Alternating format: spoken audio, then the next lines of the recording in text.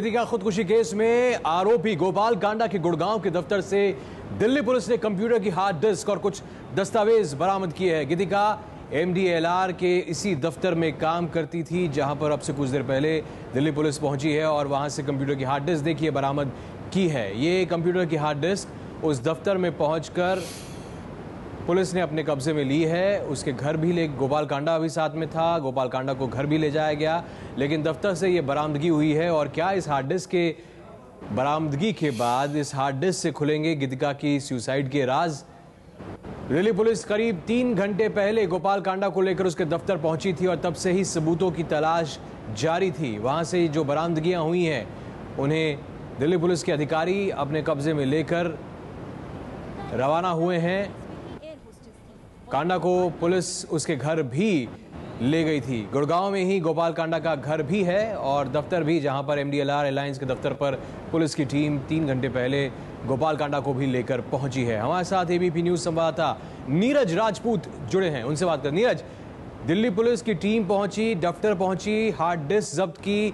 क्या hard disk से कुछ भेद खुल सकता है, उन कारणों का पता चल सकता है जिनकी वजह से गीतिका ने अपनी चिट्ठी में कांडा पर जो आरोप लगाए थे वो कितने सही हैं? बिल्कुल सिद्धार्थ, जो दिल्ली पुलिस की जो अबेटमेंट ऑफ सुसाइड का जो मामला है, जिसमें कि उकसाया गया है गीतिका को खुदकुशी के लिए गोपाल कांडा द्वारा और अरुणा चड्ढा द्वारा, तो उसमें कहीं ना कहीं मेल का बहुत ज़्यादा जिक्र किया है। दिल्ली पुलिस ने अपनी तफ्तीश में, अपनी जांच में कोर्ट के सामने भी ये बात रखी है कि उसको मेल भेजे जाते थे उसको ज्वाइन करने के लिए, कि दोबारा ज्वाइन करे, अब उसकी कंपनी छोड़ दे ना किसी भी तरह से उस कंपनी को। और दूसरी बात यह है कि जो एमिरेट्स एयरलाइंस उसने 2009 में ज्वाइन करी थी, उसमें भी जो गोपाल कांडा का ही ने ही एक अल बशीर नाम के एक आदमी के नाम से बनकर एमिरेट्स एयरलाइंस के अधिकारी बनकर उसने जो है फोन ईमेल किया था गीतिका को।